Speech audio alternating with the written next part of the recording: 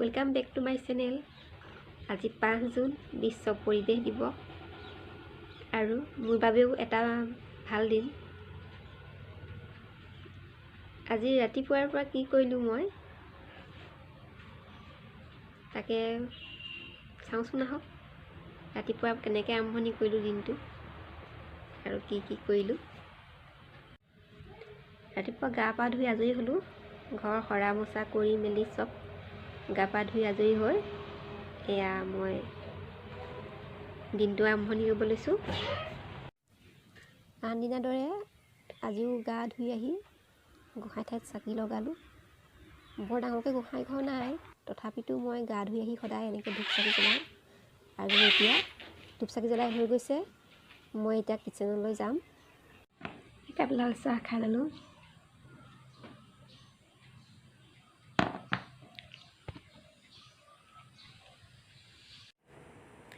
এয়া মই দুখনমান পুৰি বেলি লৈছোঁ।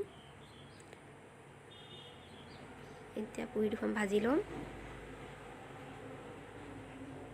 আমাৰ প্ৰাঞ্জুৱে আকৌ ৰুটি নাখায়, তাক সদায় পুৰি লাগে ফুলা ফুলা, সেইবাবে এনেকৈয়ে ভাজিব লাগে সদায় তালৈ। এতিয়া পুৰিকেইখন ভাজি ল'ম।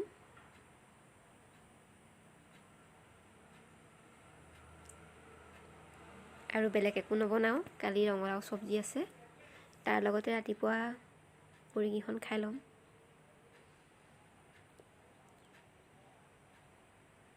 এয়া হৈ গৈছে পুৰিখন। এয়া আমাৰ ব্ৰেকফাষ্ট ৰেডি হৈ গৈছে। এতিয়া খাই ল'ম আমি। ব্ৰেকফাষ্টটো খাই আজৰি হৈ আকৌ লগ পাম আপোনালোকক, দেখুৱাম আজি বেলেগ কিবা এটা কৰিব লৈছোঁ। এতিয়া আজি বিশ্ব পৰিৱেশ দিৱস আৰু লগতে মোৰ জন্মদিন, সেইবাবে মই এটা গছপুলি এনেকৈ প্ৰতি বছৰে ৰুওঁ। মই এটা তুলসী পুলি ৰুইছোঁ, কাৰণ মোৰ আগৰ তুলসী পুলিটো শুকাই গ'ল, সেইকাৰণে আজি উঠাই নতুন এটা তুলসী পুলি ৰুইছোঁ। লগতে আমাৰ প্ৰাঞ্জুৱে ৰুইছে এটা ফুল পুলি। যিহেতুকে আমি ভাড়াঘৰত থাকোঁ, সেইবাবে টাবতেই ৰুইছোঁ এটা ফুলৰ পুলি।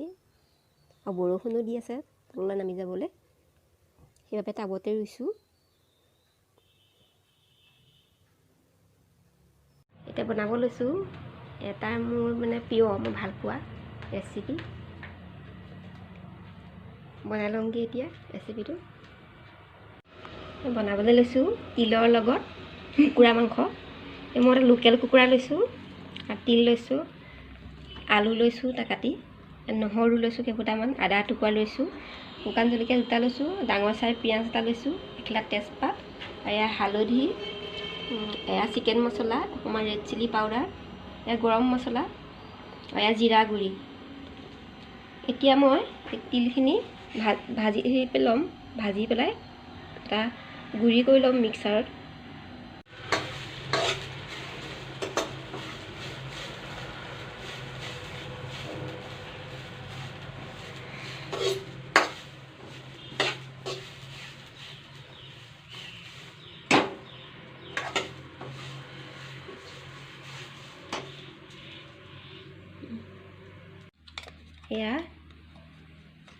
এয়াখিনি মই পিচি ল'লোঁ।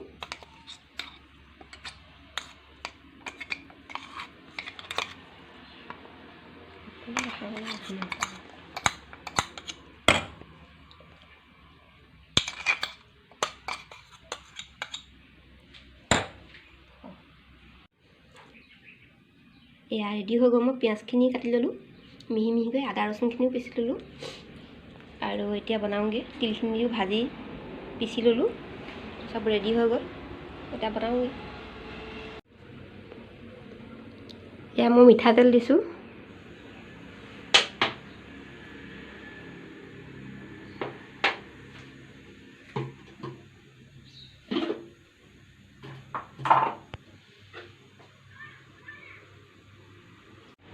এয়া মই এখন তেজপাত দিছোঁ।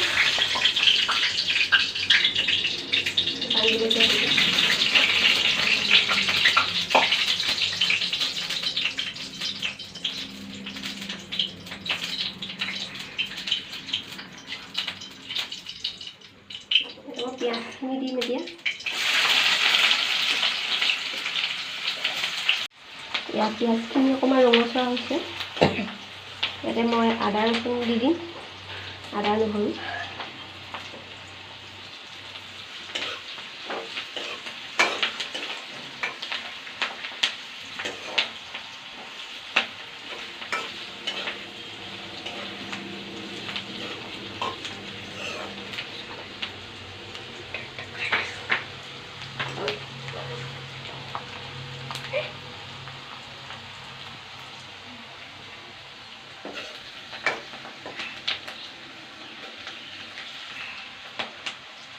মই চিকেনখিনি দি দিম।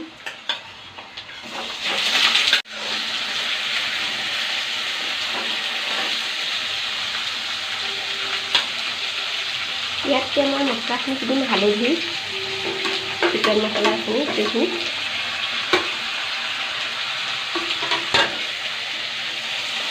গৰম মছলাটো অলপ দেৰিকৈ দিম হ'ব সময়ত।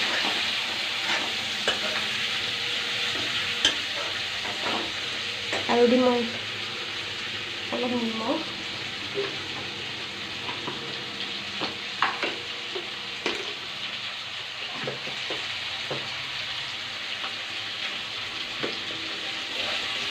লৰাই দিম।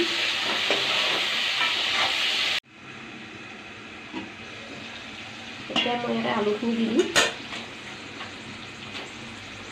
আলুখিনি দি লৰাই ঢাকি দিম অলপ। ভালদৰে লৰাই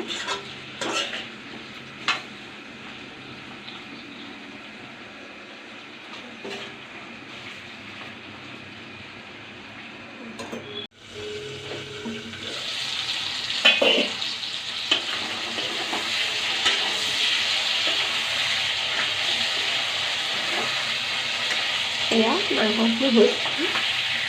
ইয়াতে এতিয়া মই তিলখিনি দি দিম।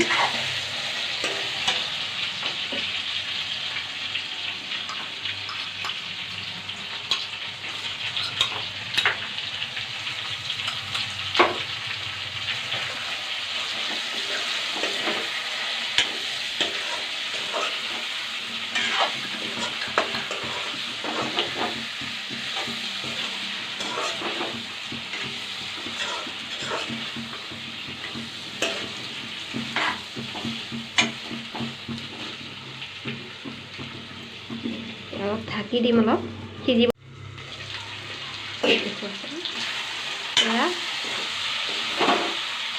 তিলৰ পৰাও তেল ওলাইছে।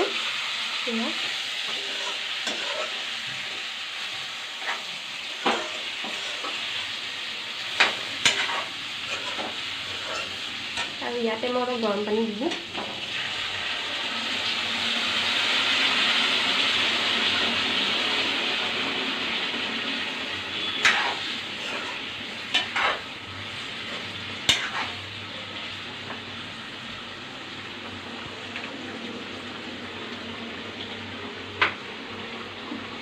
এতিয়া অলপ উতলিব দিম এনেকৈ। এয়া ধুনীয়াকৈ ইয়াত মই অকণমান গৰম মছলা গুড়ি দিছোঁ।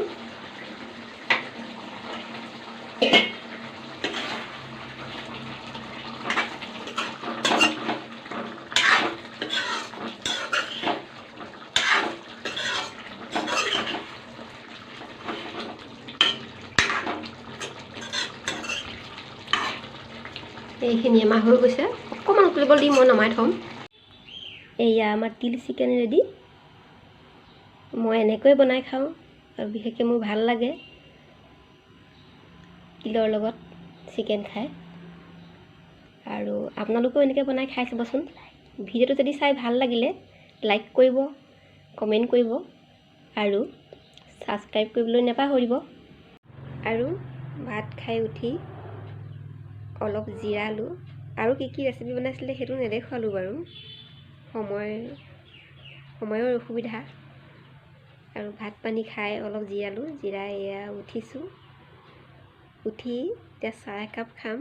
আৰু আজি ব্লগটো মই ইমানতে সামৰিব লৈছোঁ। তাৰ আগতে মই আপোনালোকক এটা বস্তু দেখাব বিচাৰিছোঁ।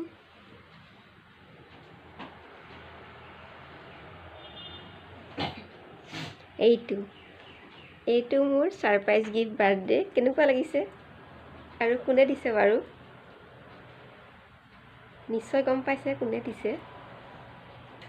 আৰু যিটো চিকেন বনাইছিলোঁ মই চিকেনটো ছাৰপ্ৰাইজ হয় কাৰণ লকডাউনৰ পৰা আমাৰ ঘৰত এজন দাদাই সদায় লোকেল চিকেন দি আহিছে প্ৰায়ে যেতিয়াই খাওঁ তাৰমানে আমাৰ ঘৰত ব্ৰইলাৰ আমি নাখাওঁ লোকেল চিকেনে খাওঁ দাদাজনে হোম ডেলিভাৰী দিয়ে আৰু আজি মই গম নোপোৱাকৈ ৰাতিপুৱাই ভাইটিয়ে ফোন কৰি দাদাজনক কৈ দিলে দাদাজনে আহি ঘৰত দি গ'লহি গতিকে ময়ো ওলাই যাবলগীয়া নহ'ল আৰু এটা কথা কাপোৰযোৰ আনবক্সিং কৰি আপোনালোকক নেদেখালোঁ যদিও কাপোৰযোৰ আমাৰ লোকেলৰ পৰা অনা শিৱসাগৰৰ ষ্ট'ৰৰ পৰাই অনা তথাপিতো যিহেতুকে লকডাউন চলি আছে এইটো যদি আকৌ চুওঁ মই কাপোৰযোৰ চুলে আকৌ মই চেনিটাইজ কৰিব লাগিব হাতখন সেইবাবে আপোনালোকক আনবক্সিং কৰি আকৌ নেদেখুৱালোঁ প্ৰথমতে যেনেকৈ চালোঁ মই থৈ দিলোঁ সেইভাগে আৰু ইয়াকে কৈ আজি মই ব্লগটো সামৰিলোঁ ধন্যবাদ